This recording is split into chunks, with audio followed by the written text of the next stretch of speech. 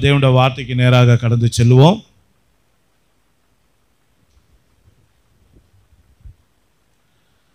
மத்தேயு 14ஆம் அதிகாரம் 23ஆம் வசனத்தை எடுத்து வாசிப்போம். மத்தேயு 14:23. அவர் ஜனங்களை அனுப்பிவிட்ட பின்பு தனித்து ஜெபம் பண்ண ஒரு மலையின் மேல் ஏறி சாயங்காலமான போது அங்கே தனிமையாய் இருந்தார். ஆமென். தனி ஜெபத்தை குறித்து இன்னைக்கு ஆண்டவர் தொடர்ச்சியாக பேசும்படியாக ஆண்டவர் வார்த்தைகளை கொடுக்கிறார். இன்றைக்கு ஒரு பகுதியும் இன்னும் தொடர்ந்து அடுத்த வாரமும் அதுக்கு அடுத்த வாரமும் தனி ஜெபத்தை குறித்து தெளிவான தேவனுடைய வார்த்தையை கொடுக்கப்பட போகிறது.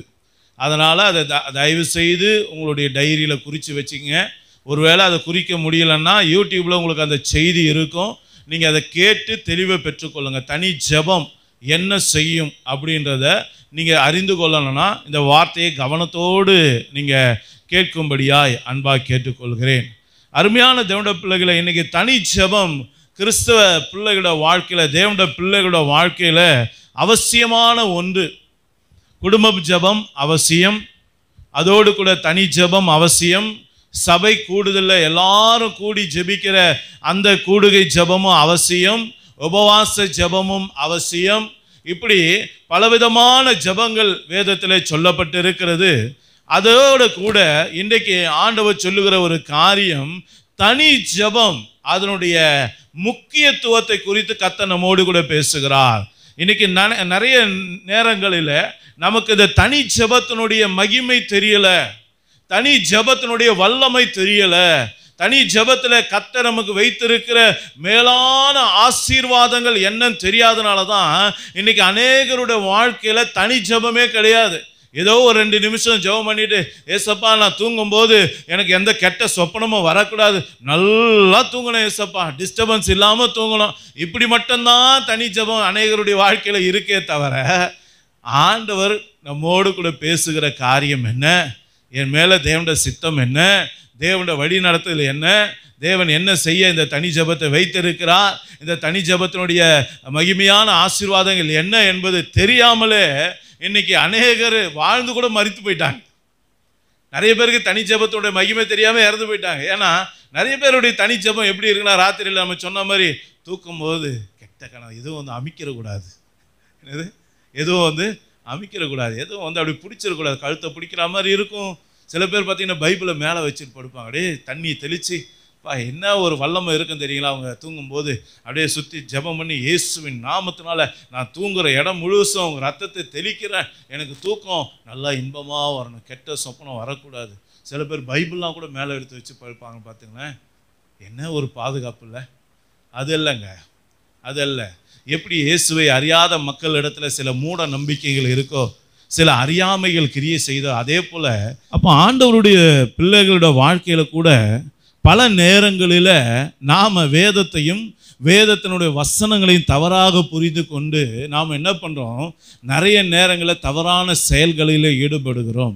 ஒரு வேதத்தை நீங்கள் தலை மேலே வைத்து கொள்வதனால எந்த ஒரு மாற்றமும் வராது. அப்படின்னா பைபிள் எத்தனையோ கடைகளில் விற்கிது, எத்தனோடு பேரோட வீட்டில் இருக்குது. அப்போ உங்கள் வீட்டிலலாம் பிரச்சனை வரக்கூடாது இல்லை. பைபிள் உங்கள் வீட்டில் எல்லாமே இருக்குது. ஒன்றுக்கு எத்தனை பைபிள் வச்சுருக்கீங்க?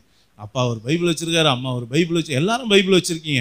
பத்தாவதுக்கு இங்கிலீஷ் பைபிள் வச்சுருக்கீங்க, பல லாங்குவேஜ்லேருந்து அப்படியே தியானிக்கிற பைபிள் எல்லாமே வீட்டில் தூங்கிக்கிட்டு தான் இருக்குது. அப்போது நல்லா புரிந்து கொள்ளுங்க, வீட்டில் எவ்வளோ பைபிள் இருந்தாலும் அந்த பைபிள் நம்முடைய வாழ்க்கையில் எந்த ஒரு மாற்றத்தையும் கொண்டு வராது. நல்லா புரிந்து கொள்ளுங்க. வேதத்தில் இருக்கிற வார்த்தையை நீங்களும் நானும் கை கொள்ளும் போது தான் வேதம் சொல்லுகிறது, அவனுடைய தேவன் அருளிய வேதம் அவனுடைய இருதயத்தில் இருக்கிறது, அதனால் அவனுடைய நடைகளில் ஒன்றும் பெசகுவது இல்லை. அப்போ அருமையான தேவனுடைய பிள்ளைகளை, வேதம் இருதயத்தில் இருக்கணும். உங்கள் வீட்டில் இருக்கிறது முக்கியம் இல்லை, வேதம் உங்கள் இருதயத்தில் பதிந்து இருக்கணும். ஏசப்பா அவருடைய பிள்ளைகளை பற்றி சொல்லும்போது, என் வேதத்தை தங்களுடைய இருதயத்தில் பதித்திருக்கிற என் ஜனங்களே அப்படின்னு சொல்லார். நம்மளை பற்றி எவ்வளோ பெரிய நம்பிக்கை பாருங்களேன். என் பிள்ளைங்க படித்து பைபிளை அப்படியே அவங்க இருதயத்தில் வச்சுருக்காங்கன்னு நினைக்கிறாரு. ஆனால் பாவம் அவருக்கு தெரியல. நிறைய பேர் சும்மா தான் வச்சுக்கிறாங்க. அல்லேலூயா. இல்லைங்க, இன்றைக்கி கர்த்தர் வேதத்தை அதுக்காக கொடுக்கல. வேதத்தை நீங்கள் வாசிச்சிங்கன்னா அதில் இருக்கிற மகிமை உங்களுக்கு தெரியும். அதில் நமக்காக தேவன் ஆயத்தம் பண்ணி வைத்திருக்கிற மேலான காரியங்களை நம்ம அறிந்து கொள்ள முடியும். அப்போ இன்னைக்கு தனி ஜெபம் அப்படின்னும் போது, இந்த ஜெபத்தில் தனி ஜெபம்னா சிங்கிளாக ஜெபிக்கிறதையும் சில இடங்களில் தனி ஜெபம் தான் சொல்லப்பட்டு இருக்குது. சில இடங்களில் வேதத்தில் வாசிக்கும் போது ஏசப்பா என்ன பண்ணுறாரு, பேதுரு, யோவான், யாக்கோபு இந்த 3 பேரை கூட்டிகிட்டு போய் தனியே ஜெபிக்க போனாருன்னு சொல்லப்பட்டிருக்கு. அப்போது சில பேர் 2 பேரோ 3 பேரோ 12 பேரோ போய் தனியாக ஜெபிக்கிறது கூட என்னதான், அதுக்கு பேரும் தனி ஜெபந்தான். நல்லா புரிந்து கொள்ளுங்க. அப்போ இன்றைக்கு அருமையான தேவனுடைய பிள்ளைகளை, அந்த ஜெபத்தை குறித்து நான் சொல்லலை, நீங்களும் ஏசப்பாவும். என்னது? நீங்களும் ஏசப்பாவும். அதுக்குரிய வசனத்தை வாசிப்போம். யோவான் 16ஆம் அதிகாரம் 32ஆம் வசனம், பக்கம் 152, புதிய ஏற்பாடு. இதோ நீங்கள் சிதறுண்டு அவனவன் தன் தன் இடத்துக்கு போய் என்னை தனியே விட்டுவிடும் காலம் வரும், அது இப்பொழுது வந்திருக்கிறது. ஆனாலும் நான் தனித்திரேன், பிதா என்னுடனே கூட இருக்கிறார். இது நமக்காக எழுதப்பட்ட ஒரு வார்த்தை. அப்படின்னா என்ன அர்த்தம்னா, யார் நம்மளை விட்டு போனாலும் சரி, நம்ம தெய்வம் நம்மளை விட்டு போக மாட்டார். அல்லேலூயா. யார் உன்னை கைவிட்டாலும் சரி, நான் உன்னை கைவிட மாட்டேன். யார் நீ வேணான்னு சொன்னாலும் சரி, நான் உன்னை விட மாட்டேன் மகனே என்று சொல்லி கர்த்தர் நம்மோடு கூட ஒரு பேசுகிற ஒரு வார்த்தை. அப்போ தனி ஜெபத்தில் என் அன்பு தேவ பிள்ளைகளை, உங்களோடு கூட ஒருவர் இருக்கணும். அது யார்? ஆண்டவராகிய இயேசு கிறிஸ்து. நீங்கள் ஆண்டவராகிய இயேசு கிறிஸ்துவை உங்களோடு கூட நீங்கள் சேர்த்து கொள்ளலைன்னா இன்னொருத்தன் வந்துடுவான். யார்? அவனோ பிதாதான். யார்? பொய்யுக்கு பிதாவாக இருக்கான். நல்லா கவனிச்சிங்க. நீங்கள் ஆண்டவராகிய இயேசு கிறிஸ்துவை சேர்த்து கொள்ளலைன்னா அவன் வந்துடுவான். அப்போ உங்கள் தனிமையில் நீங்கள் யாரோடு செலவு பண்ணுறீங்க? ஏசப்பா கூட இருந்தால் உங்களுடைய தனிமை வேற விதமாக இருக்கும். ஆனால் பிசாசோடு உங்கள் தனிமை இருந்தால் அது வேற விதமாக இருக்கும். அது உங்கள் வாழ்க்கையை நாசமாக்கிரும். இன்னைக்கு அநேக பிள்ளைகள் தனியாக இருக்கும்போது தான் பிசாசு மேற்கொள்ளுகிறான். அநேக பிள்ளைகளோட வாழ்க்கை சீர்கெட்டதாக மாறினது எப்போதும் கேட்டு பாருங்க, தனியாக இருக்கும்போது தான் அநேக கெட்ட சிந்தைகள் வருகிறது. சத்துரு அவர்களை மேற்கொள்ளுகிறான், தகாத விதத்தில் நடத்துகிறான், தகாத காரியங்களை சொல்லிக் கொடுக்கிறான், தகாத போதனைகள் அவனுக்குள்ளே கடந்து வருகிறது. உலக காரியம் அவனுக்குள்ளே வேறொன்று எப்போ செய்கிறதுனா, எப்போ ஒரு மனுஷன் ஏசப்பாவை தவிர்த்து விட்டு இந்த உலக காரியத்துக்கு அதிகமாக இடம் கொடுக்கிறானோ அப்பொழுது அந்த மனுஷனுடைய வாழ்க்கையில் பிசாசு பெரிய போராட்டங்களையும் பெரிய துக்கங்களையும் அவனோட வாழ்க்கையில் கொண்டு வந்து விடுகிறான். சில நேரங்களில் பாருங்கள், இப்படி வாழ்ந்த பிள்ளைங்க அப்படியே தற்கொலை பண்ணிட்டு செத்து போயிடுவாங்க. இப்படி தான் யூதாஸ் காரியத்தை என்ன பண்ணான்? பிசாசுக்கு இடம் கொடுத்தான். அவனோட வாழ்க்கை என்னாச்சு?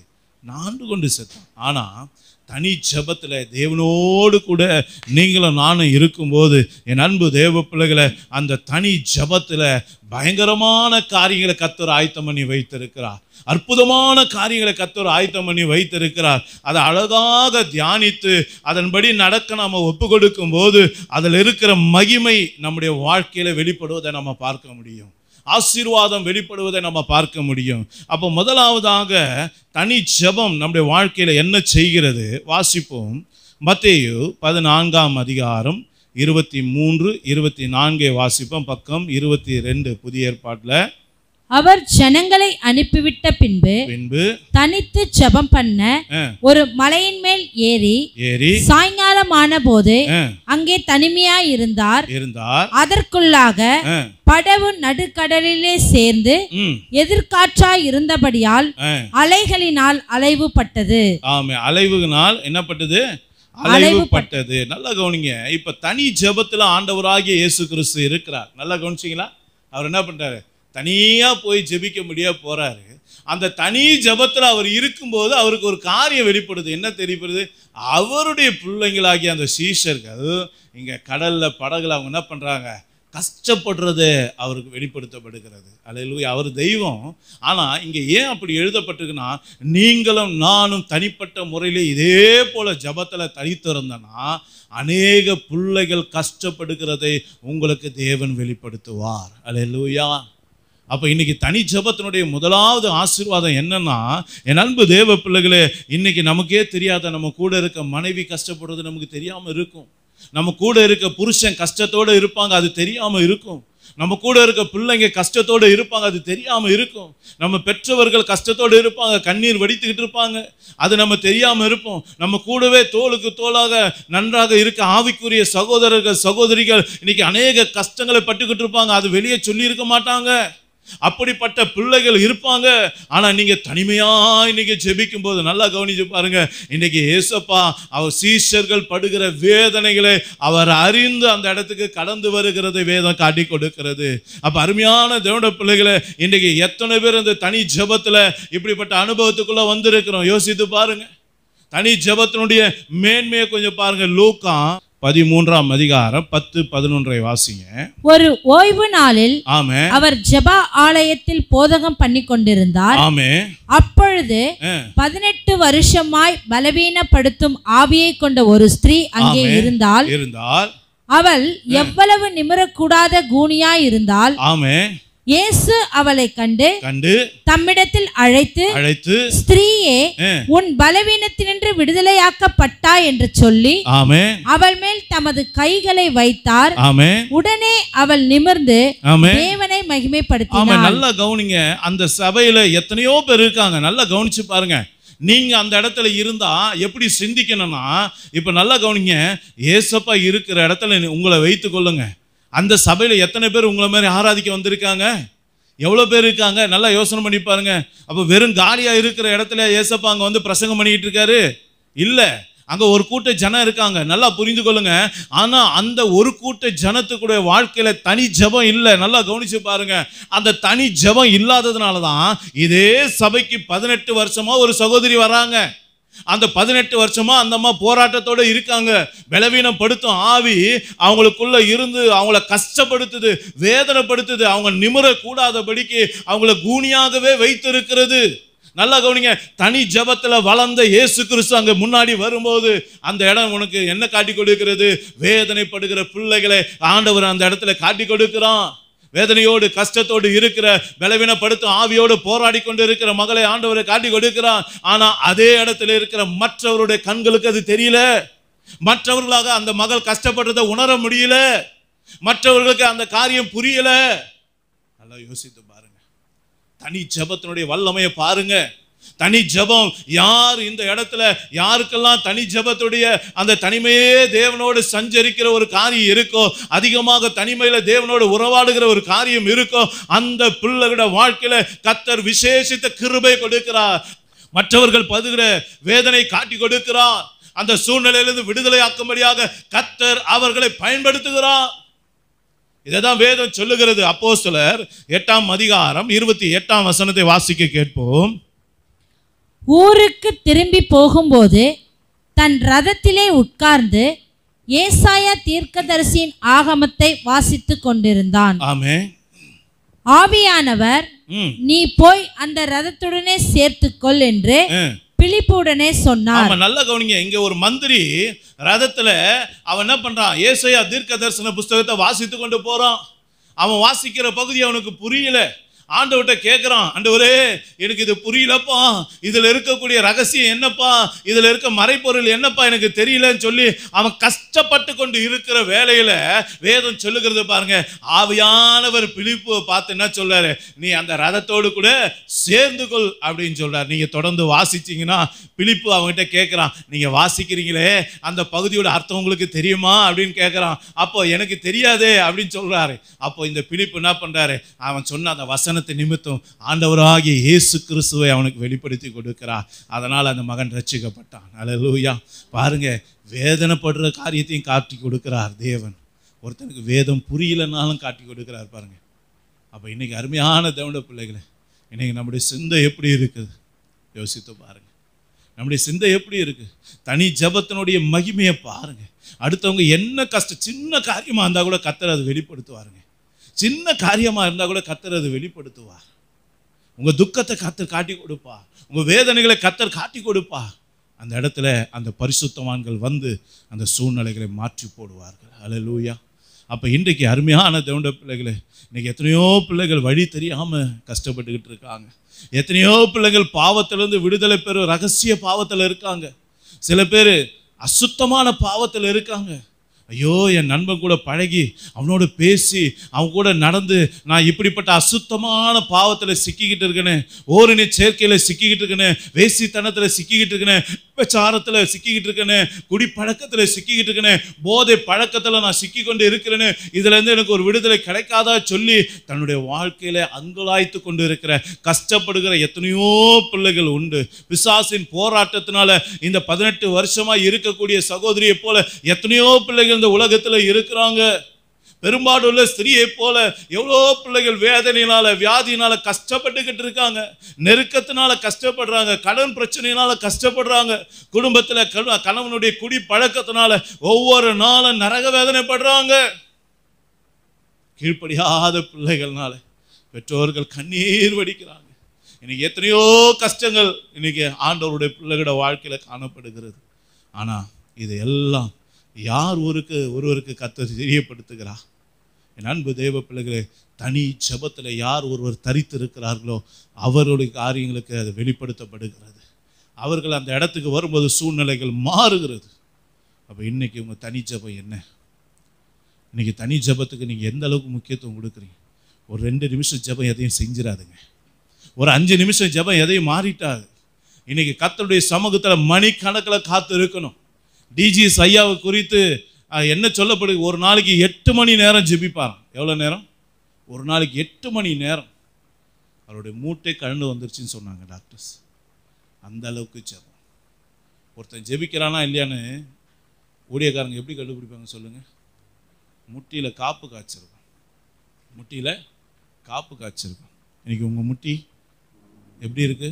கொஞ்சம் குனிஞ்சு உங்கள் முட்டிகளை நீங்கள் பாருங்கள். ஜெபம் இருந்தால் முட்டி காய்ச்சிருக்கும். முட்டி காயலைன்னா இன்னும் நம்ம ஜெபத்தில் ஃபஸ்ட்டு ஸ்டெப்பே தாண்டலைன்னு அர்த்தம். அல்லேலூயா. அப்போ தனி ஜெபத்தினுடைய மகிமையை பாருங்கள். இன்றைக்கி பிள்ளைங்க நம்ம கூடவே இருப்பாங்க, நம்ம பெற்ற பிள்ளைங்க தான். ஆனால் அப்பா கிட்ட அம்மா கிட்ட பேச முடியாத மனசுக்குள்ளே எத்தனையோ குமுறல்கள் இருக்கும், எத்தனையோ வேதனைகள் இருக்கும், எத்தனையோ நெருக்கங்கள் இருக்கும். ஆனால் இந்த தனி ஜெபம் உங்களுக்குள்ளே இருந்தால் பிள்ளைகள் படுற கஷ்டத்தை பார்த்து உணர்ந்து அவங்களுக்கு தேவையான ஆலோசனைகளை தேவையான வழிநடத்தலை கொடுக்க முடியும். இன்னைக்கு ஏன் குடும்பங்கள் உடைக்கப்படுகிறது, ஏன் குடும்பம் சிதைக்கப்படுகிறது? என் அன்பு தேவ பிள்ளைகளை, தனி ஜெபம் உங்ககிட்ட இல்லாததுனால தான் இன்னைக்கு சத்துரு அழகா காயை நகர்த்தி கொண்டு குடும்பத்தை உடைச்சி ஒன்றுலாம ஆக்கிட்டு போயிடறான். இன்னைக்கு உங்கள் குடும்பம் கட்டப்படணும்னு நினைக்கிறீங்களா? சந்தோஷமாக இருக்கணும்னு நினைக்கிறீங்களா? ஆசீர்வாதமாக இருக்கணும்னு நினைக்கிறீங்களா? உங்கள் தனி ஜெபத்தை அதிகரிக்க, உங்கள் தனி ஜெபம் எவ்வளோ உயருதோ, எவ்வளோ நேரம் நீங்கள் அங்கே தரித்திருக்கிறீங்களோ அவ்வளவு கர்த்தர் உங்களை வல்லமையாக எடுத்து பயன்படுத்துவா. இது சத்தியமான வேத வசனம். அல்லேலூயா. அப்போ முதலாவதாக தனி ஜெபம் மற்றவர்கள் படுகிற வேதனையை காட்டி கொடுக்கிறது. இரண்டாவதாக அதே மத்தேயு புஸ்தகம் 14ஆம் அதிகாரம் 32ஆம் வசனத்தை வாசிங்க. அவர்கள் படவில் ஏறின உடனே காற்று அமர்ந்தது. ஆமே. நல்லா கவனிச்சிங்களா? தனி ஜெபத்துல இருந்து வந்த தேவன் அந்த படகுல ஏறின உடனே அது வரைக்கும் கொந்தளித்த கடல், அது வரைக்கும் சீறி பாய்ந்து கொண்டு இருந்த காற்று, அவளை வேதனைப்படுத்தி கொண்டிருந்த காற்று, அவளை துக்கப்படுத்துகின்ற காற்று, அவங்களுக்கு மரண பயத்தை காட்டி கொண்டிருந்த அந்த காற்று, அந்த சூழ்நிலை அப்படியே அமர்ந்து போனதை வேதம் காட்டி கொடுக்கிறது. நீங்க தனி ஜெபத்துல இருக்கிற ஒரு ஆள் அந்த இடத்துக்கு வரும்போது, என் அன்பு தேவ பிள்ளைகளை, அந்த இடத்துல ஒரு அற்புதம் நடக்கிறது, அந்த இடத்துல ஒரு விடுதலை உண்டாகிறது, அந்த இடத்துல ஒரு சமாதானம் உண்டாகிறது, அந்த இடத்துல தேவனால வல்லமையான கிரியைகள் வெளிப்படுத்தப்படுகிறது. இன்னைக்கு நம்முடைய வாழ்க்கை எப்படி இருக்கிறது? தனி ஜெபத்துடைய இரண்டாவது ஆசீர்வாதத்தை பாருங்க. வேதம் சொல்லுகிறது, அப்போஸ்தலர் 5ஆம் அதிகாரம் 15ஆம் வசனத்தை வாசிங்க. பிணி ஆளிகளை படுக்கைகளின் மேலும் கட்டில்களின் மேலும் கிடத்தி பேதுரு நடந்து போகையில், நல்லா கவனிங்க, பேதுரு தனி ஜெபத்துல வளர்ந்த பேதுரு நடந்து போகையில் அவனுடைய நிழலாகிலும் அவர்களில் சிலர் மேல் படும்படிக்கு அவர்களை வெளியே வீதிகளில் கொண்டு வந்து வைத்தார்கள்.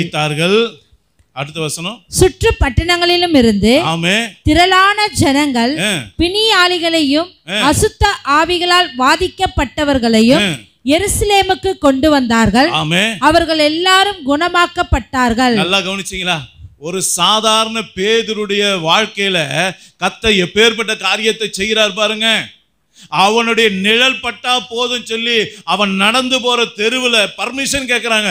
ஐயா, நாங்கள் இந்த ஓரமா இருந்துக்கிறோம் ஐயா, உங்க நிழல் மட்டும் எங்க மேல பட்டா போதும் ஐயா, எங்க வாழ்க்கையில இருக்க வியாதி போயிடும், பிசாசு ஓடிரும், எங்களுக்கு இருக்க போராட்டம்லாம் மாறிடும், எங்களுக்கு இருக்க பிரச்சனை எல்லாம் மாறிடும் சொல்லி பேதுரு எப்போது வீட்டை விட்டு வெளியே வருவார், அவர் நிழல் எப்போது என் மேல படும் சொல்லி தனி ஜெபத்துல வளர்ந்த ஒரு பரிசுத்தவானுடைய வருகையை எதிர்நோக்கி காத்து கொண்டிருக்க ஒரு பெருங்கூட்டத்தை ஆண்டவர் காட்டி கொடுக்கிறார். என் அன்பு தேவ பிள்ளைகளே, உங்கள் நிழல் கூட சில காரியங்களை செய்யும். ஏன் இன்னும் சொல்ற பாருங்க, பவுலை குறித்து வேத வசனம் சொல்லுகிறது, பவுலுடைய உருமால்களை சில பேர் மேல எடுத்து போடும்போது அவங்க சுகம் பெறாங்க. அந்த ட்ரெஸ், அவன் பயன்படுத்தின ஆடை, அதை எடுத்து அவன் யாரா தொட்டாங்கன்னா உடனே அற்புதம் நடக்குது. ஏன்? இயேசு கிறிஸ்துவோட வாழ்க்கையில் அது நடந்தது. என்ன? பெரும்பாடுள்ள ஸ்திரீ எங்க தொட்டா? வஸ்திரத்தை தொட்டா. வஸ்திரத்தை தொட்ட மாத்திரத்தில் அற்புத சுகம் உண்டானது. அல்லேலூயா. நல்லா கவனிங்க, உங்க மேல மட்டும் இல்ல, உங்க கைப்பட்டாதான் அற்புதம் நடக்கும் இல்லைங்க. தனி ஜெபத்துல வளர்ந்தவனுடைய அவனுடைய ட்ரெஸ் பட்டா கூட என்னதான் நடக்கும்? அற்புதம் நடக்கும். அதனாலதான் எலியா சால்வையை முறுக்கி அடிச்ச மாத்திரத்தில் வேதம் என்ன சொல்லுது? யோர்தான் அப்படியே பிரிஞ்சு போச்சு. அதே சால்வை எலிசா மேல வந்து விழுது. எலியாவின் தேவன் எங்கே என்று சொல்லி திரும்பவும் அதே சால்வை முறித்து அடிக்கிறான். அதே யோர்தான் நதி திரும்ப இவனுக்காகவும் பிரிக்கப்படுகிறது. என் அன்பு தேவ பிள்ளைகளை, தனி ஜெபத்துடைய வல்லமையை பாருங்க. உங்களை கர்த்தர் வல்லமையின் பாத்திரமாக எடுத்து பயன்படுத்துகிற ஒரு மகிமையான காரியம் தான் தனி ஜெபம். இன்னைக்கு அந்த தனி ஜெபம் உங்க வாழ்க்கையில இருக்கும்போது உங்களால அநேகருக்கு ஆசீர்வாதம் உண்டாகும். உங்களால அநேகர் அற்புதம் பெறுவாங்க. உங்க வாழ்க்கை அற்புதமான வாழ்க்கையாக மாறி போகும். அநேகருக்கு ஆசீர்வாதமான பாத்திரமாக எடுத்து பயன்படுத்த முடியுங்க. ஒரு கோடரி தண்ணியில் விழுந்துருச்சு. ஒருத்தன் பதறான், ஆண்டவரே நான் வாடகைக்கு வாங்கி வந்தது, அவன் கேட்பானே நான் என்ன கொன்றது அப்படின்னு சொல்லி எலிசா கிட்ட வந்து பதறும் போது எலிசா என்ன சொன்னார் தெரியுங்களா? எங்கடா விழுந்தது? இடத்த காட்டுறான். ஒரு மரத்தை எடுக்கிறாரு, சின்ன துண்டு தான் எடுத்து அப்படி போடுறாரு, இது முங்குது, கோடாரி மேலே வருது. எத்தனை பெரிய அற்புதம்! அல்லேலூயா. ஒரு தனி ஜெபத்தினுடைய மகிமையை பாருங்க. ஒரு தனி ஜெபம் செய்கிற ஒரு மனுஷன் முன்பாக வரும்போது அங்க என்னெல்லாம் நடக்குது பாருங்க. உங்க நிழல் பட்டா சுகமாகும், உங்க ஆடையை தொட்டா சுகம் உண்டாகும். கர்த்தர் அப்படியாக உங்களை எடுத்து பயன்படுத்துகிறார். தாவீதை பாருங்க, வேதம் சொல்லுகிறது, சவுலுக்கு பொல்லாத ஆவி பிடிக்குது. அவனை அலக்கழிக்கும் போதெல்லாம் இந்த தாவீது வந்து கிண்ணறத்தை எடுத்து வாசிக்கும் போது அவனுக்கு சுகம் உண்டாகுது. அல்லேலூயா. தனி ஜெபத்தோட மகிமையை பாருங்க. இன்னைக்கு உங்க தனி ஜெபம் எப்படி இருக்கு? என் அன்பு சகோதரி, உங்க தனி ஜெபம் எப்படி இருக்கு? என் அன்பு சகோதரி, இன்னைக்கு உங்க தனி ஜெபம் எப்படி இருக்கு? நீங்க எதுலயோ வீம்பு பாராட்டுறோமே, ஆனா இன்னைக்கு தனி ஜெபத்துல வீம்பு பாராட்டுறோமே. அந்த சகோதரர் 1 மணி நேரம் ஜெபிக்கிறார், நான் இன்னிலிருந்து ஒரு 2 மணி நேரம் ஜெபிக்கிறேன், வீம்பு பாராட்டுங்களேன். யோசித்து பாருங்க. அந்த பிரதர் 10 அதிகாரம் வாசிக்கிறாங்க, நான் இன்னிலிருந்து ஒரு 20 அதிகாரம் வாசிப்பேன். அந்த ஆவிக்குரிய போட்டி இருக்கா? யோசித்து பாருங்க. என் அன்பு தேவ பிள்ளைகளை, இன்னைக்கு எதில் ஒரு போட்டி வரணும்னா இதில் தான் வரணும். அந்த பிரதரை போல நானும் ஆசீர்வதிக்கப்படணும், அந்த சிஸ்டரை போல கர்த்தர் என்னையும் எடுத்து பயன்படுத்தணும். அப்படி வரணுங்க. மாறா பொறாமல் வரக்கூடாது, வன்கண் வரக்கூடாது. அதெல்லாம் கர்த்தர் எதிர்பார்க்கறது. இன்னைக்கு உங்களால் கர்த்தருக்கு என்னங்க பிரயோஜனம்? உங்கள் வீட்டுக்கு என்ன பிரயோஜனம்? உங்கள் சபைக்கு என்ன பிரயோஜனம்? ஆண்டவர் உங்களை இந்த பூமியில் பிறக்க வைத்ததுக்கு உண்டான நோக்கம் என்ன? அவருக்கு நீங்கள் என்ன செய்கிறீங்க? யோசித்து பாருங்க. உங்களுக்காக ரத்தம் சிந்தினாரே, உங்களுக்காக தன்னுடைய ஜீவனையை கொடுத்தாரே, அவருடைய சித்தம் உங்களை கொண்டு அநேகர் விடுதலையாக்கணும்னு நினைக்கிறார். ஆனால் நாம் என்ன பண்ணுறோம்? நம்முடைய வல்லமை என்னன்னே தெரியல, நாம் யாருன்னே தெரியாமல் இருக்கும். அதுதான் பெரிய கொடுமையில கொடுமை. என்ன தெரியுங்களா? கர்த்தர் நம்ம எதற்காக அழைத்தாரோ அதை கூட தெரியாமல் நாம் அப்படியே மண்ணு மாதிரி வந்துட்டு மண்ணு மாதிரியே வாழ்க்கையை ஓடிட்டு அப்படியே கல்லறைக்கு போய் அடக்கமாயிரம் பாருங்க. இதுதான் ஒரு பொல்லாத ஒரு காரியம். அல்லேலூயா. கர்த்தர் வேதனைப்படுகிற காரியமே இதுதான். அப்போ இன்னைக்கு அருமையான தேவனுடைய பிள்ளைகளே, வேதம் சொல்லுகிறது, இரண்டாவதாக தனி ஜெபத்தில் தரித்திருக்கிற மனுஷனுடைய வாழ்க்கையில ஆண்டவர் அவனை எடுத்து பயன்படுத்தி அநேக அற்புதங்களை அதிசயங்களை செய்கிறார். இதை தான் வேதம் சொல்லிக் கொடுக்கிற சத்தியம். மூன்றாவதாக மார்க்கு எழுதின சுவிசேஷம் 9ஆம் அதிகாரம் 28ஆம் வசனத்தை வாசிக்க கேட்போம். பக்கம் 61. வீட்டில் அவர் பிரவேசித்த பொழுது அவருடைய சீஷர்கள் அதை துரத்திவிட எங்களால் ஏன் கூடாமற் போயிற்று என்று அவரிடத்தில் தனித்து கேட்டார்கள். நல்லா கவனிங்க. தனி ஜெபத்துல வரும்போது உன் வாழ்க்கையில எங்கெல்லாம் ஃபெயிலியர், எங்கெல்லாம் தோல்வி, நீ எங்கெல்லாம் தோத்து போனியோ, எங்கெல்லாம் வெக்கப்பட்டு போனியோ, எங்கெல்லாம் அவமானப்பட்டு போனியோ, எங்கெல்லாம் நீ சந்தி சிரிக்கிற மாதிரி உன்னுடைய சூழ்நிலை அமைந்ததோ அதுக்கு உண்டான பதில் தெரியணுமா? ஏன் என் வாழ்க்கையில் இதெல்லாம் நடந்தது? ஏன் எனக்கு இந்த வெக்கம் வந்தது? ஏன் எனக்கு இந்த அவமானம் வந்தது? ஏன் வாழ்க்கையில் இவ்வளோ குறைவு? ஏன் பிசாசு என் வாழ்க்கையில் இவ்வளோ போராடிக்கிட்டு இருக்கான் அப்படி நீங்கள் தெரிஞ்சுக்கணும்னு நினைக்கிறீங்களா? உங்கள் பிள்ளை வாழ்க்கை ஏன் இப்படி இருக்குது? என் பிள்ளை இப்போ தானே கல்யாணம் பண்ணி வச்சேன், அந்த பிள்ளையோட வாழ்க்கை இப்படி திருமண முறிவில் நிற்குது. இந்த பிள்ளைக்கு நல்ல படிப்பு இருக்குன்னு நினச்சினேன், ஆனால் இந்த பிள்ளை சரியாக படிக்காமல் கஷ்டப்படுது. இந்த பிள்ளை படிப்பு வேணான்னு சொல்லுது, ஊரை சுற்றி திரியுது. என் கணவர் இப்படி குடித்து வெறித்து கொண்டு வேசித்தனம் பண்ணிக்கொண்டு விபச்சாரம் பண்ணிக்கொண்டு என்னை விட்டு அநேக சகோதரிகள் மேலே அவன் பிரியமாக இருக்கிறான் என்று சொல்லி எத்தனையோ காரியங்களை வைத்து எத்தனையோ கண்ணீரை வடித்து கொண்டு இருக்க அருமையான தேவனுடைய பிள்ளைகளே, இதற்கு பின்னணியம் என்ன, இதற்குரிய காரணம் என்ன என்பதை நீங்களும் நானும் அறிந்து கொள்கிற இடம்தான் தனி ஜெபம். அந்த தனி ஜெபத்தில் அழகா கேட்டாங்க பாருங்க கேள்வி. என்ன கேட்டாங்க? ஆண்டவரே, எங்களால் ஏன்பா இந்த பிசாசை துரத்த முடியல? நானும் ஜெபம் பண்ணனேன், ஆனா நீங்க ஜெபம் பண்ணும்போது அது பிசாசு போச்சே, என்னால ஏன் முடியல? ஏன் எனக்கு இந்த வெக்கம்? ஏன் என் வாழ்க்கையில் இந்த தோல்வி? யோசித்து பாருங்க. யாவீர் என்ன பண்ணாரு? யாவீர் தன்னுடைய மகளுடைய வாழ்க்கையில் ஒரு மரண போராட்டம் வந்தபோது ஏசப்பா கிட்ட வந்தார். என் மகள் கொடிய வேதனைப்படுறா. யோசித்து பாருங்க. உங்கள் தனி ஜெபம் உங்கள் பிள்ளைங்களுக்காக இருக்கா? உங்கள் குடும்பத்துக்காக இருக்கா? கானானிய ஸ்திரீ தன்னுடைய மகளுக்காக ஓடோடி வந்தா பாருங்க, ஓடோடி வந்தான். பிசாசின் போராட்டத்தினால கொடிய வேதனைப்படும்போது ஓடோடி வருகிறா பாருங்க.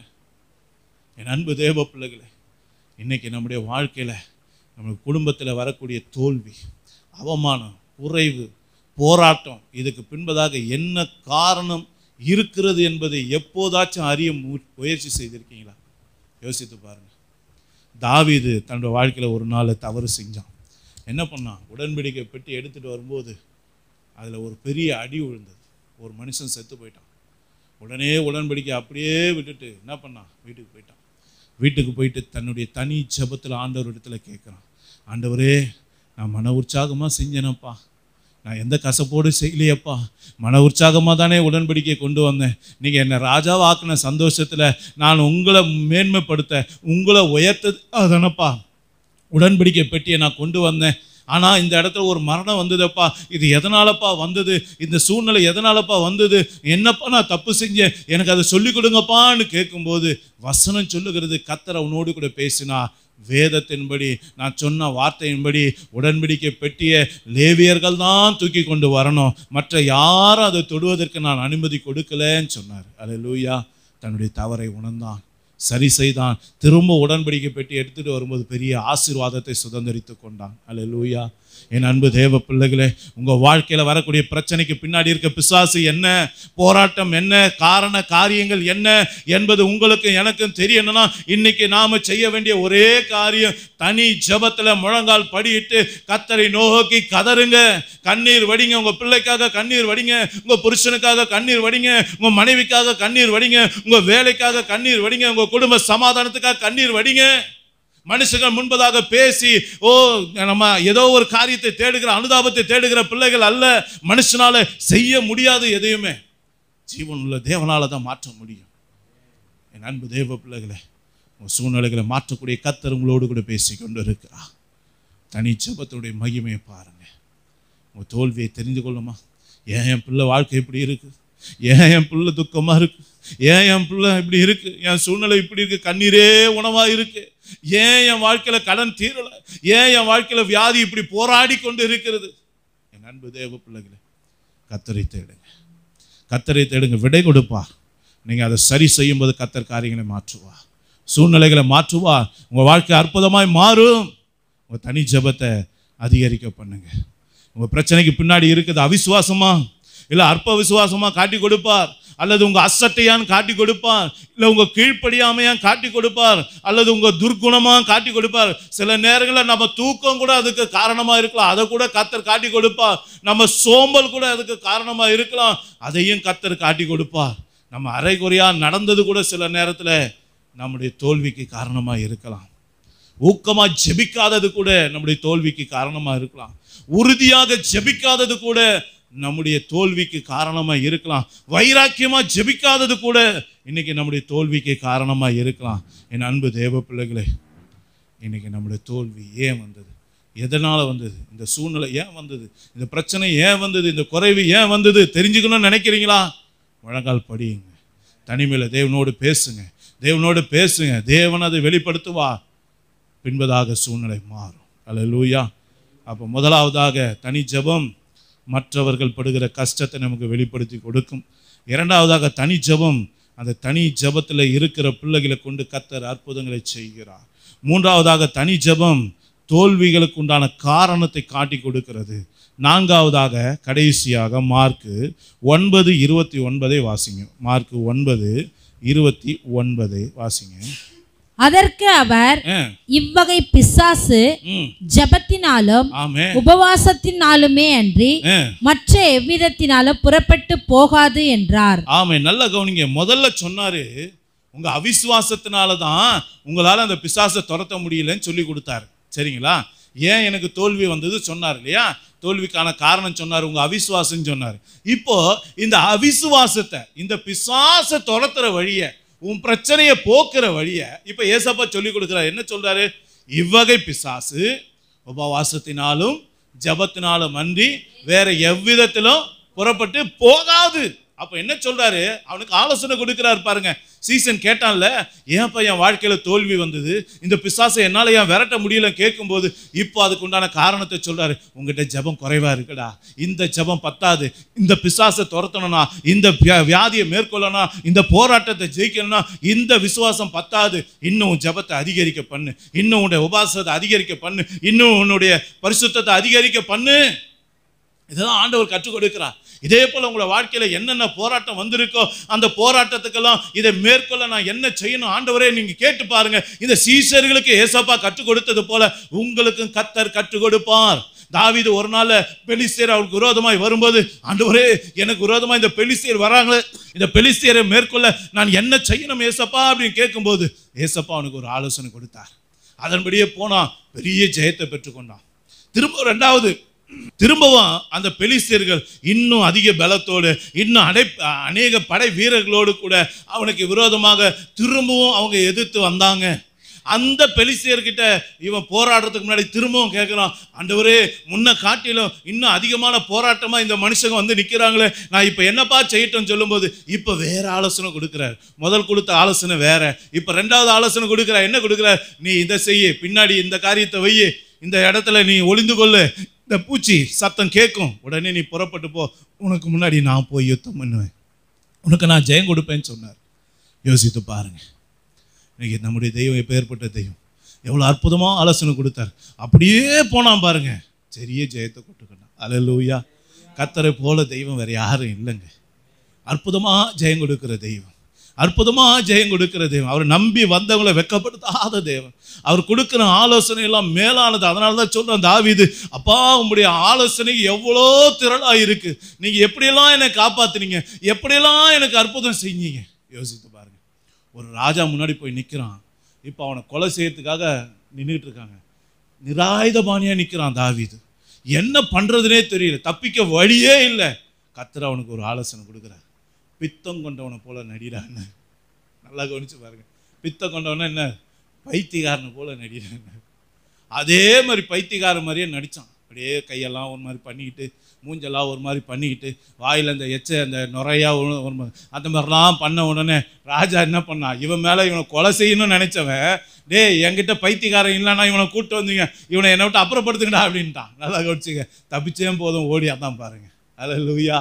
கர்த்தர் எப்படியும் ஆலோசனை கொடுப்பாருங்க, எப்படியும் ஆலோசனை கொடுப்பார், எந்த வழியிலையும் கர்த்தர் கிரியை செய்வார். இதே போல தான் ராஜஸ்தான் பகுதியில் ஒரு அருமையான குடும்பம் தமிழ்நாட்டிலேருந்து அழைப்பை பெற்றுக்கொண்டு ஊழியம் செஞ்சு கொண்டிருக்காங்க.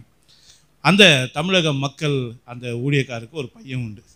அங்கே பக்கத்தில் இருக்க அந்த வட மாநிலத்தை பிள்ளைங்க அந்த பிள்ளையை ஒரு நாள் கடத்திட்டு போயிட்டாங்க. ஒரு 3-4 பேர் கடத்திட்டு போயிட்டு மரத்தில் கட்டி வச்சுட்டு அந்த பிள்ளையை சாகடிக்க பிளான் பண்ணிக்கிட்டு இருக்கும்போது தேவன் அந்த பையன்கிட்ட பேசுகிறார், ஓங்கி அவனை குத்துடா ஒரு குத்து. ஒரே ஒரு குத்து தான் குத்துனவனு விழுந்துட்டாங்க.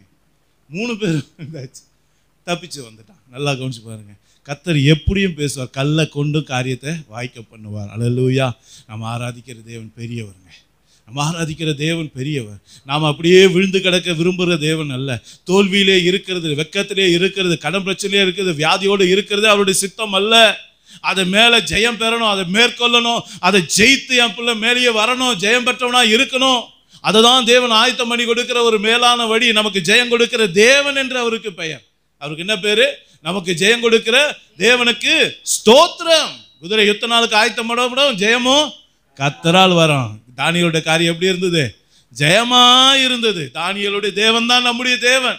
அவனுக்கு ஜெயம் கொடுத்தது போல உங்களுக்கும் ஜெயம் கொடுக்க தான் கர்த்தர் உங்களோடு என்னோடு பேசிக்கொண்டு இருக்கிறான். அப்ப இன்னைக்கு தனி ஜெபம் நம்முடைய வாழ்க்கையில இருக்கும்போது வசனம் சொல்லுது பாருங்க. அப்போஸ்தலர் 1ஆம் அதிகாரம் 8ஆம் வசனத்தை பின்பு 5ஆம் வசனத்தை வாசிங்க. பரிசுத்த ஆவி உங்களிடத்தில் வரும்போது நீங்கள் பலன் அடைந்து எருசலேமிலும் யூதேயா முழுவதிலும் சமாரியாவிலும் பூமியின் கடைசி பரியந்தமும் எனக்கு சாட்சிகளாய் இருப்பீர்கள் என்றார். ஆமா, நல்ல கவனிங்க. இப்ப ஆண்டவர் சொன்னாரு எப்படி நாம பலன் அடையிறது அப்படின்னா, பரிசுத்த ஆவி உங்ககிட்ட வரும்போது பலன் அடைவடா அப்படின்னு சொல்றாரு. இப்போ பரிசுத்த ஆவி எப்படி பெற்றுக்கொள்வது தெரியல. அப்ப 5ஆம் வசனத்தை வாசிங்க. இப்போ ஆகையால் நீங்கள் எருசலேமை விட்டு போகாமல் என்னிடத்தில் கேள்விப்பட்ட பிதாவின் வாக்குத்தத்தம் நிறைவேற காத்திருங்கள் என்று கட்டளையிட்டார். நல்ல கவனிச்சா, நீ காத்திருடா, என் பாதத்துல காத்திருடா. நான் உனக்கு சொன்ன அந்த பரிசுத்த ஆவின் அபிஷேகம் உனக்கு கிடைக்கணும்னு சொன்னாரு. அதே மாதிரி அப்போஸ்தலர் 2ஆம் அதிகாரத்துல ஒருமனப்பட்டவர்களா எல்லாரும் மேல் வீட்டு அறையில காத்திருந்தாங்க. பரிசுத்த ஆவியினால தேவன் நிரப்பினார், எல்லாரையும் நிரப்பினார். எல்லாரும் நிரம்பி அபிஷேகத்தை பெற்றுக்கொண்டு வல்லமையாக ஊழியம் செய்ய தொடங்கினாங்க. நல்லா யோசனை பண்ணி பாருங்க. இந்த வல்லமையின் அபிஷேகம் எப்பொழுது அவங்களுக்குள்ள வந்தது, எப்படி அவங்க பலன் அடைந்தாங்க? கர்த்தருக்கு காத்திருந்ததுனால ஒரு புது பலனை பெற்றுக்கொண்டாங்க, ஒரு புது வல்லமையை பெற்றுக்கொண்டாங்க, ஒரு புது அபிஷேக தைலத்தை பெற்றுக்கொண்டாங்க. இன்னைக்கு அதே போல என் அன்பு தேவ பிள்ளைகளை, நீங்களும் உங்க சூழ்நிலையை மேற்கொள்வதற்கு ஆண்டவரே எனக்கு ஒரு ஆலோசனை தாங்கப்பான்னு சொல்லி கேட்டீங்கன்னா, இன்னைக்கு அப்போஸ்தலருக்கு தேவன் கொடுத்தது போல உங்களுக்கு ஒரு ஆலோசனை கொடுப்பான். அந்த ஆலோசனைப்படி நீங்க செய்யும் போது உங்களுடைய வாழ்க்கையில அற்புதம் நடக்கும். கொர்நேலியுடைய வாழ்க்கையில ஒரு நாள் தேவதூதன் வந்தான். வந்து நின்று தனி ஜெபம் கேட்கப்பட்டது, உன்னுடைய தான தர்மங்களா கேட்கப்பட்டது. தேவனுடைய சமூகத்துல வந்து எட்டிச்சுப்பா, நீ என்ன பண்ணு? பேதுரு போய் கூப்பிடு. பேதுருவை கூப்பிட்டனா அவன் உனக்கு காரியத்தை சொல்லுவான்னு சொல்றாரு. நல்லா கவனிங்க. இந்த பேதுருவை கூட்டிட்டு வந்து அவன் பிரசங்கம் பண்ண ஆரம்பிக்கிறான், பிரசங்கித்து கொண்டே இருக்கிறான். அப்படியே பரிசுத்த ஆவியானவர் அப்படியே கொர்நேலியும் அவனுடைய குடும்பத்தை எல்லாரையும் நிரப்பிட்டார். நல்லா கவனிச்சுங்க. இன்னைக்கு பலன் அடைய கர்த்தர் காட்டுகிற வழியை பாருங்க. சில நேரத்தில் காத்திருக்கும் போது அபிஷேகத்தை ஊற்றுறாரு, சில நேரங்களில் பிரசங்கம் கேட்கும் போது அபிஷேகத்தை ஊற்றுறாரு. இன்னொரு வசனத்தை வாசிங்க. ஏசாயா தீர்க்க தரிசன புஸ்தகம் 40ஆம் அதிகாரம் 31ஆம் வசனத்தை வாசிங்க. கர்த்தருக்கு காத்திருக்கிறவர்களோ புது பலன் அடைந்து கழுகுகளை போல செட்டைகளை அடித்து எழும்புவார்கள். அவர்கள் ஓடினாலும் இளைப்படையார்கள், நடந்தாலும் சோர்ந்து போகார்கள். நல்ல கவனி. உன்னுடைய புது பலனை நீ பெற்றுக்கொள்ளணும், புது வல்லமையை பெற்றுக்கொள்ளணும். உன் வாழ்க்கையில இருக்க எல்லா சூழ்நிலைகளும் மேற்கொள்ளக்கூடிய ஒரு புதிய அபிஷேகத்தை நீ பெற்றுக்கொள்ளணும். கர்த்தருக்கு காத்திரு. நீ கர்த்தருக்கு காத்திருக்கும் போது கர்த்தர் உனக்கு காரியங்களை கைகூடி வர பண்ணுவான், உன்னை அபிஷேகிப்பான். அந்த அபிஷேகம் சகலத்தையும் உனக்கு போதிக்கும். அந்த அபிஷேகம் எல்லா நுகத்தடிகளும் முறித்து போடும், உனக்கு ஜெயத்தை கொடுக்கும். இன்னைக்கு நாம என்ன செய்ய போறோம்? தனி ஜெபத்தை கேட்டுட்டு அப்படியே காத்துல விட்டு போறோமா? இல்ல தனி ஜெபத்துல வளர ஒப்பு கொடுக்க போறோமா? எல்லாரும் எழும்பி நின்று கண்களை மூடி, என் அன்பு தேவ பிள்ளைகளை, இன்னைக்கு தேவாதி தேவன் நம்மோடு கூட பேசி இருக்கிறார். நம்முடைய ஆவிக்குரிய ஜீவியத்தில் நாம் மேலோங்கி வளரும்படியாக, உயர்த்தப்படும்படியாக இன்னைக்கு கர்த்தர் உங்களோடு கூட பேசி இருக்கிறார். தனி ஜெபத்தினுடைய மகிமையை உங்களுக்கு வெளிப்படுத்தி கொடுத்திருக்கிறார். நம்ம எல்லாரும் அதற்காக தேவனுக்கு நன்றி செலுத்துவோமா? எல்லாரும் ஒரு ஸ்தோத்திரிங்க, எல்லாரும் ஒரு துதிங்க. ஆண்டவர் கற்றுக் கொடுத்த பாடத்துக்காக நன்றி செலுத்துங்க, நன்றி செலுத்துங்க, நன்றி செலுத்துங்க. தனி ஜெபத்தோட மகிமை தெரியாம இன்றைக்கு வரைக்கும் அதை அசால்ட்டா நம்ம நினச்சிக்கிட்டு இருந்தோம் பாருங்க. அதை அப்படி அசட்டை பண்ணோம் பாருங்க. இவங்க இப்படிதான் சொல்லிக்கிட்டு இருப்பாங்க, அதெல்லாம் ஒன்றும் மாறாது அப்படின்னு நினைச்சுக்கிட்டு இருந்தோம் பாருங்க. இப்ப கர்த்தர் சவுக்கடி மாதிரி நம்மளோட பேசியிருக்காரு பாருங்க. இன்னைக்கு நமக்கு இது கர்த்தர் கொடுத்த ஒரு கொட்டு. என் அன்பு தேவ பிள்ளைய, இன்னைக்கு வாழ்க்கையில நடக்கிற போராட்டத்துக்கெல்லாம் காரணம் தெரிஞ்சுதா? பிரச்சனையை தீர்க்கிற வழி தெரிஞ்சுதா? அற்புதத்தை பெற்றுக்கொள்கிற வழி தெரிஞ்சுதா? என்ன செய்ய போறோம்? 4 வழியை கற்றுக் கொடுத்தார். முதலாவதாக தனி ஜெபத்தில் இருக்கும்போது மற்றவர்கள் படுகிற வேதனைகளை உனக்கு காட்டுவார். அது பார்க்கறதுக்காக இல்லைங்க, அந்த பிரச்சனைகளை தீர்க்கிறதுக்கு கர்த்தர் உங்களை தான் தேர்ந்தெடுத்திருக்காருன்னு அர்த்தம். ஆண்டவர் தரிசனம் கொடுத்தாரு, சொப்பனம் கொடுத்தாரு, அப்படியே நாம பீத்திக்கிட்டு திரியறதுக்கு அல்ல. என் அன்பு தேவ பெருமை பாராட்டுறதுக்கு அல்ல. நானும் சொப்பனம் பார்த்தேன். நீ சொப்பனம் பார்த்ததுக்கு உண்டான வேலையே உன்னை அதுக்கு பயன்படுத்துறதுக்காக தான். நீ அதை பார்த்துட்டு நீ அப்படியே கம்முன்னு இருந்தனா கர்த்தர் உன்னை கொண்டு இனிமே எதுவுமே செய்ய மாட்டார். யோசித்து பாருங்க, ஒருவேளை அந்த மாதிரி ஏதாவது ஏற்கனவே பார்த்துருக்கீங்களா? நீங்க பார்த்த சொப்பனம் என்னன்னு அர்த்தம் தெரியாம, அதுக்காக நீங்க எந்த ரியாக்டும் பண்ணாம நீங்க அப்படியே விட்டு இருந்தீங்கன்னா, அதுக்கப்புறம் உங்களுக்கு வாழ்க்கையில எந்த சொப்பனம் வந்திருக்காதே, எந்த தரிசனமும் வந்திருக்காதே. கொஞ்சம் யோசித்து பாருங்க. சில பேர் படுகிற வேதனையை ஜெபிச்சுக்கிட்டே இருப்பீங்க. எங்க சிஸ்டர் அடிக்கடி சொல்லுவாங்க, ஜாய் சிஸ்டர், ஜெபிச்சுக்கிட்டே இருக்கம்பா, திடீர்னு இந்த முகத்தை ஆண்டவர் காட்டுறாருப்பா, இந்த சிஸ்டரோட பேரை காட்டுறாருப்பா. யோசித்து பாருங்க, உங்களுக்கு அந்த அனுபவம் இருக்கா? யாருக்கு தெரியும் உங்களுக்கு கர்த்தர் காட்டி கொடுக்கிற சகோதரனுக்கு என்ன போராட்டம் இருக்கும், என்ன வேதனை இருக்கும்? யோசித்து பாருங்க. ஒரு ஊழியக்காரர் இப்படிதான் சொன்னாரு. தன்னுடைய பிள்ளைகள், தன்னுடைய ஊழியத்தில் இருக்கக்கூடிய பிள்ளைகள் ஊழியக்காரனுக்காக ஜெபிக்கும் போது ஒரு சகோதரிக்கு ஒரு ஊழியக்காரனுடைய காலில் ஒரு பிரச்சனையை காட்டுறாரு. உடனே அந்த அம்மா கடிந்து கொண்டு ஜெபிக்கிறாங்க. ஆனா அந்த ஊழியக்காரன் இப்ப அந்த இடத்துல இல்லை. அந்த ஊழியக்காரன் வெளிநாட்டுல ஒரு ஊழியத்துக்கு போயிருக்காரு. வெளிநாட்டுக்கு போன ஊழியக்காரனுக்காக இங்க பாரத்தோடு ஜெபித்து கொண்டு இருக்கும் போது அந்த ஊழியக்காரனுக்கு காலில் ஒரு பலவீனத்தை சத்துரு கொண்டு வரதை பார்க்கும்போது இவங்க கடிந்து கொண்டு ஜெபிக்கிறாங்க. அந்த ஜெபம் அங்க கேட்கப்பட்டு அதே மாதிரி அவருக்கு காலுக்கு வந்த போராட்டத்திலிருந்து அவர் விடுதலை பெறுகிறார். இது அந்த மனுஷன் சாட்சியாக சொல்லும் போது, ஐயா எனக்கு இந்த காரியத்தை காட்டினார், நான் கடிந்து கொண்டு ஜெபித்த ஐயா, கர்த்தர் உங்களுக்கு சுகம் கொடுத்தாரா, ரொம்ப நன்றி ஏசப்பான்னு சொன்னாங்க. யோசித்து பாருங்க. சில நேரம் நம்ம ஜெபிக்கிற ஆளு பக்கத்திலே இருக்க மாட்டாங்க. சில நேரத்துல நமக்கு ஆண்டவர் காட்டுகிற முகம் நம்ம பக்கத்துல இருக்க மாட்டாங்க. ஆனாலும் காட்டுறாரு, அவங்க பேரை நினைவுபடுத்துறாரு. ஜெபிக்கும் போதுன்னா அவங்களுக்காக ஜெபிங்க. அவங்க கஷ்டப்பட்டுக்கிட்டு இருக்காங்கன்னு அர்த்தம், அவங்க வேதனைப்பட்டு இருக்காங்கன்னு அர்த்தம், கண்ணீர் வடிச்சுக்கிட்டு இருக்காங்கன்னு அர்த்தம், தேவனுடைய பாதத்துல ஊற்றி கொண்டு இருக்காங்க, எனக்காக ஒரு அற்புதம் செய்ய மாட்டீங்களான்னு கேட்டுக்கிட்டு இருக்காங்கன்னு அர்த்தம். அதுக்கு கர்த்தர் உன்னதான் பயன்படுத்த தேர்ந்தெடுத்து இருக்கிறார். நீ அசட்டையா இருப்பாயானால், நீ செயல்படாமல் இருப்பாயானால் ரட்சிப்பு வேற இடத்துல இருந்து வரும். ஆனா உனக்குடைய துக்கம் வேதனை வரும்போது உனக்கு உதவி செய்ய யாரையும் கர்த்தர் எழுப்ப மாட்டார். யோசித்து பாருங்க. என் அன்பு தேவ பிள்ளையே, தரிசனம் சொப்பனெல்லாம் சாதாரண விஷயம் இல்லை. அது மேல கவனம் செலுத்துங்க. தேவனை பார்த்துல காத்துருங்க. தனி ஜெபம் அநேகருடைய வேதனையை காட்டி கொடுக்கும். தனி ஜெபம் அநேகருடைய வேதனையை காட்டி கொடுக்கும்.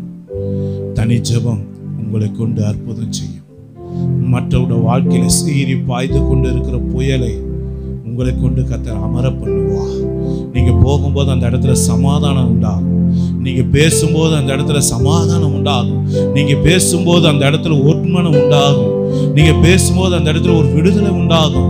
நீங்க அந்த இடத்துல வந்து நின்னாலே காரியங்கள் மாறுதலா முடியும். அதுக்கு முன்னாடி இருந்த சூழ்நிலை வேறையா இருக்கும். நீங்க வந்து நின்னா சூழ்நிலை மாறும். அன்பு தேவ பிள்ளையே, தனி ஜெபம் உன் தோல்வி, உன் குடும்பத்தோட தோல்வி, உன் தொழிலோட தோல்வி, உன் வாழ்க்கையில காணப்பட்ட தோல்வி, உன் இழப்பு, உன் வறுமை, உன் வேதனை, உன் போராட்டம், இது எதனால வந்தது என்பதை காட்டி கொடுக்கும். தனி ஜெபம் அந்த போராட்டத்தை எல்லாம் மேற்கொள்ளக்கூடிய ஆலோசனையை வெளிப்படுத்தி கொடுக்கும். இன்னைக்கு நம்ம என்ன செய்ய போறோம்?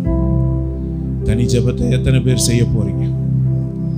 எத்தனை பேர் தனி ஜெபம் செய்ய போறீங்க? ஆண்டவர்கிட்ட ஒப்புரவாகுங்க. ஆண்டவர்கிட்ட இது வரைக்கும் தனி ஜெபம் செய்யலைன்னா அதை அசால்ட்டா எண்ணி இருந்தீங்கன்னா ஆண்டவர்கிட்ட மன்னிப்பு கேளுங்க, ஒப்புரவாகுங்க.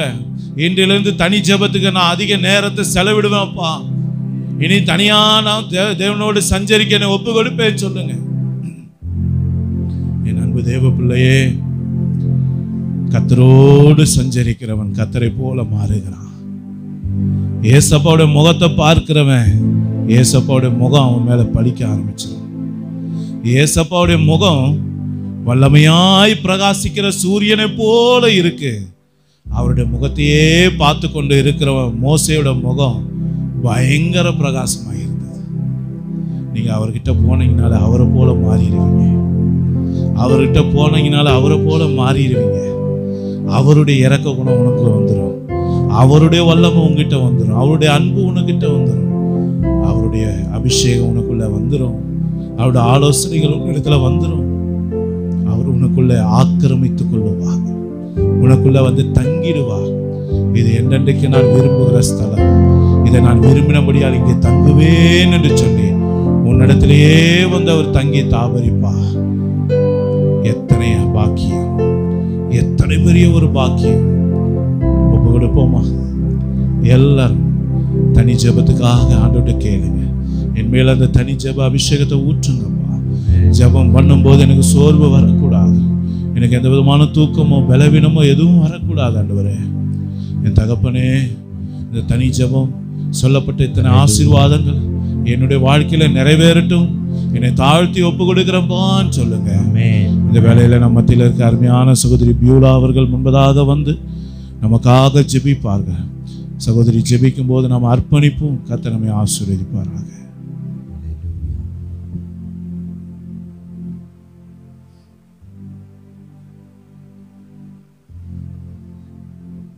ஸ்தோத்திருக்கிறோம் ஏசப்பா, நாங்கள் ஸ்தோத்திருக்கிறோம், நாங்கள் துதிக்கிறோம் ஏசப்பா.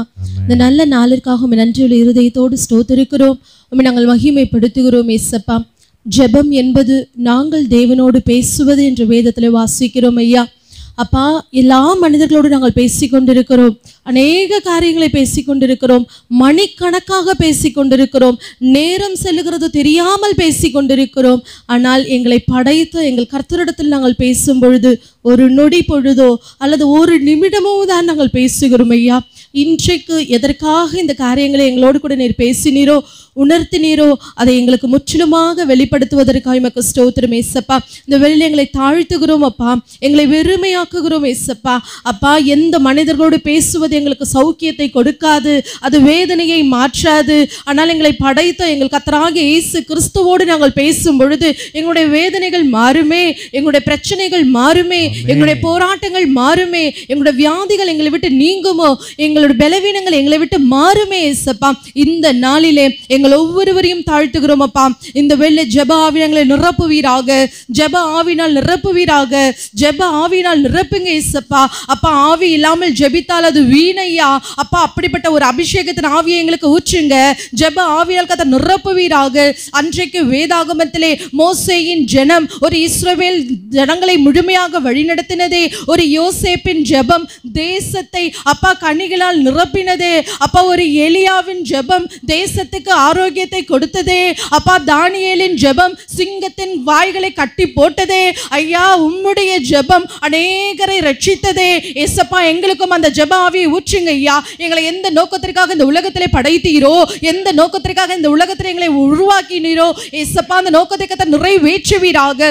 நாங்கள் கட்டுண்டவர்களை அல்ல அப்பா, கட்டுண்டவர்களை விடுதலையாக்குகிற பிள்ளைகளை எங்களை மாற்றுவதற்காக உமக்கு ஸ்தோத்திரம். எங்களை உருவாக்கினதற்கு ஒரு நோக்கம் உண்டு, எங்களை உருவாக்கினதற்கு ஒரு செயல் உண்டு என்பதை அறிந்து நாங்கள் ஜெபத்தினால் நிரப்பப்பட்டவர்களாக இருக்க உதவி செய்வீராக அப்பா. நாங்கள் தெருக்களிலே ஜெபத்தோடு நடந்து செல்லும் பொழுது பேய்கள் ஓடுமே, பலவீனங்கள் மாறுமே, யார் இடத்தெல்லாம் பேசுகிறோமோ அவர்களுடைய குடும்பங்களிலே ஆரோக்கியம் உண்டாகுமே. அப்படிப்பட்ட ஜெப ஆவியால் கர்த்தர் நிரப்புவீராக. இம்மட்டுமாய் ஜெப குறைவோடு நாங்கள் காணப்பட்ட எல்லா குறைவுகளை கர்த்தராகிய இயேசு கிறிஸ்துவின் நாமத்தினாலே நிர்மூலமாக்கி இன்றைய தினத்திலிருந்து ஒரு ஜெப ஆவியை எங்களுக்கு ஊற்றுவதற்காக உமக்கு ஸ்தோத்திரம் அப்பா. உச்சம் தலை முதல் உள்ளம் கால்வரை ஜெப ஆவி ஊற்றப்படட்டும் ஐயா.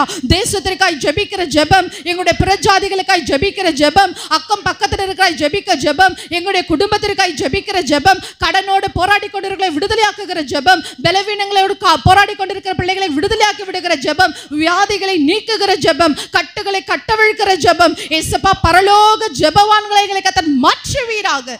நீர் அப்படிப்பட்ட மாறுதலின் ஆவி எங்களுக்கு ஊற்றுவதற்காக உமக்கு ஸ்தோத்திரம். ஸ்தோத்திரம். உம்முடைய அபிஷேகத்தால் நிரப்புவதற்காக உமக்கு ஸ்தோத்திரம். எங்களுடைய எல்லா பாவங்கள் குற்றங்கள் குறைவுகளை நீங்களாக்கி வருகிற நாட்களிலே எங்களை கொண்டு நீர் தேசங்களை கலக்குவதற்காக உமக்கு ஸ்தோத்திரம் ஏசப்பா. அப்படியாக கூட இன்றைக்கு யாரெல்லாம் பலவீனப்பட்டிருக்கிறார்களோ, போராடி கொண்டிருக்கிறார்களோ, எந்தெந்த நோக்கத்திற்காக அந்த ஜெப ஆலயத்திலே கூடி வந்திருக்கிறார்களோ எல்லாருடைய ஜெபத்தை கேட்பதற்காக உமக்கு ஸ்தோத்திரம். உம்முடைய அபிஷேகம் இறங்குவதற்காக உமக்கு ஸ்தோத்திரம் ஏசப்பா. என்னோரு கூட 1 மணி நேரமாவது விழித்திருப்பீர்களா என்ற வார்த்தையின் பிரகாரமாக இனி வருகிற நாட்களிலே நாங்கள் ஒவ்வொருவரும் விழித்திருந்து ஜெப ஆவி பற்றி எரிகிற பிள்ளைகளை மாற்றுவதற்காக உமக்கு ஸ்தோத்திரம். இன்றைய தினத்திலே எங்களுடைய வேதனைகள் மாறத்தக்கதாக ஏசப்பா நீர் கொடுத்த நல்ல வார்த்தைக்காக உமக்கு நன்றி ஐயா. ஏன் என்னுடைய வாழ்க்கையிலே போராட்டம்? காரணம் ஜெப குறைவு ஐயா. ஏன் என்னுடைய வாழ்க்கையிலே கண்ணீர்? காரணம் ஜெப குறைவு ஐயா. தனி ஜெபம் இல்லை, ஏதோ கூட்டு ஜெபம் என்றால் ஓடோடி செல்லுகிறோம் ஐயா. இவங்க ஜெபித்த ஆசீர்வாதம், அவங்க ஜெபித்த ஆசீர்வாதம், இவங்க ஜெபித்தா எங்களுக்கு விடுதலை, இந்த ஊழியக்கார கைகளை வச்சா நிச்சயமா வியாதி மாறும். இல்லை ஏசப்பா, எங்களுடைய தனி ஜெபம் ஐயா. எங்களுடைய உறவு உமோடு கூட சஞ்சரிக்க வேண்டுமே அப்பா. எங்களுக்கும் உமக்கும் ஒரு பெரிய உறவு வேண்டுமே, அது ஜெபம் தான் என்பதை உணர்த்தினதற்காக உமக்கு நன்றி. தொடர்ந்து எங்களை ஜெபாவினால் நிரப்பி பெரிய காரியங்களை செய்வதற்காக உமக்கு ஸ்தோத்திரம். ஆசீர்வதிங்க, பொறுப்பெடுத்துக் கொள்ளுங்க, நடத்துங்க. மீட்பரட்சகராகிய இயேசு கிறிஸ்து என்கிற உம்முடைய பரிசுத்த விலையேறப்பட்ட நாமத்தில் ஜெபிக்கிறோம் எங்கள் ஜீவனுள்ள நல்ல பிதாவே.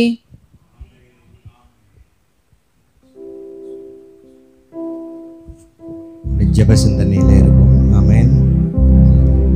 ஜெபத்தை கேட்கும் எங்கள் தேவா, ஜெபத்தின் வாஞ்சை தந்தருளோ, ஜெபத்திலே நான் தரிந்து ஜெபத்தின் மேன்மை காண செய்வே. ஜெபமே ஜீவன், ஜெபம் ஜெயம், ஜீவியத்திற்கு இதுவே சாட்டா. ஜெபமே ஜீவன், ஜெபம் ஜெயம், ஜெபத்திற்கு இதுவே சாட்டா. ஊக்கத்துடனே ஓர் முகமாய் வாக்கு தத்தத்தை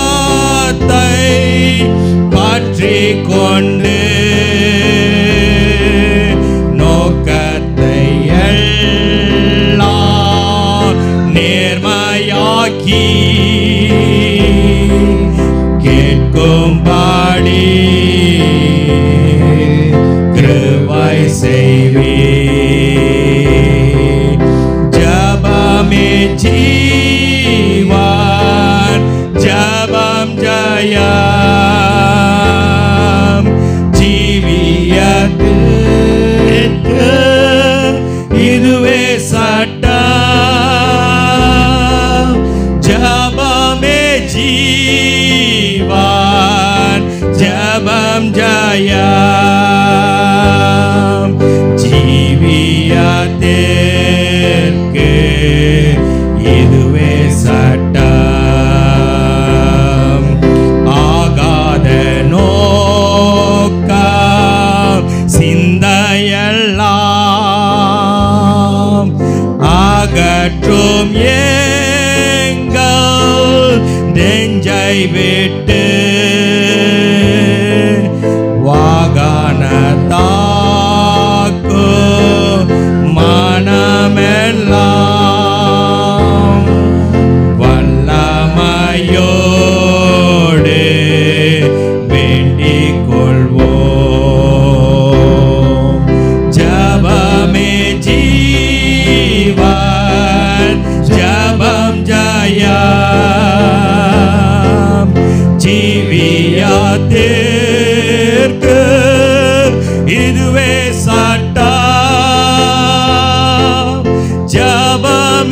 ஜீவன் ஜபம் ஜெயம் ஜீவியத்திற்கு இதுவே சட்டம் இடைவிடாமல் ஜபம் செய்ய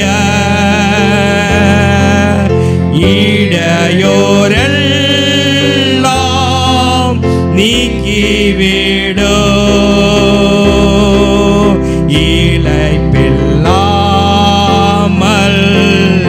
உந்தன் பாதம் கடைசி மாட்டோ காத்திருப்போ ஜபமே ஜீவன் ஜபம் ஜெயம் ஜீவியத்திற்கு இதுவே சட்டம் ஜபமே ஜீவன் ஜபம் ஜெயம்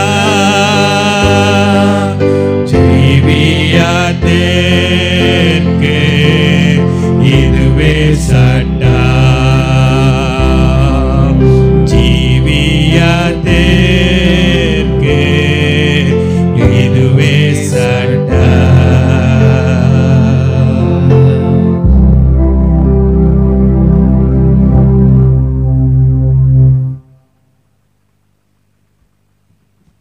நம்ம எல்லாரும் சேர்ந்து சொல்லுவோமா? என் ஆத்துமாவே கர்த்தரை ஸ்தோத்திரி, என் முழு உள்ளமே அவருடைய பரிசுத்த நாமத்தை ஸ்தோத்திரி. என் ஆத்துமாவே கர்த்தரை ஸ்தோத்திரி, கர்த்தர் செய்த சகல உபகாரங்களை மறவாதே. ஆமேன் ஆமேன். நம்முடைய கர்த்தராகிய இயேசு கிறிஸ்துவுக்கே ஆமேன். நம்முடைய கர்த்தராகிய இயேசு கிறிஸ்துவுக்கு எப்பொழுதும் மகிமை உண்டாகட்டும். நம்முடைய கர்த்தராகிய இயேசு கிறிஸ்து நம்மை ஆசீர்வதித்து வழி நடத்துவாராக. ஆமேன் ஆமேன். ஹல்லேலூயா ஹல்லேலூயா ஹல்லேலூயா. எல்லாருக்கும் ஸ்தோத்திரம். Praise the Lord praise the Lord. ஒருவரை வாழ்த்துங்க. கர்த்தர் உங்களை ஆசீர்வதிப்பாராக. ஆமென்.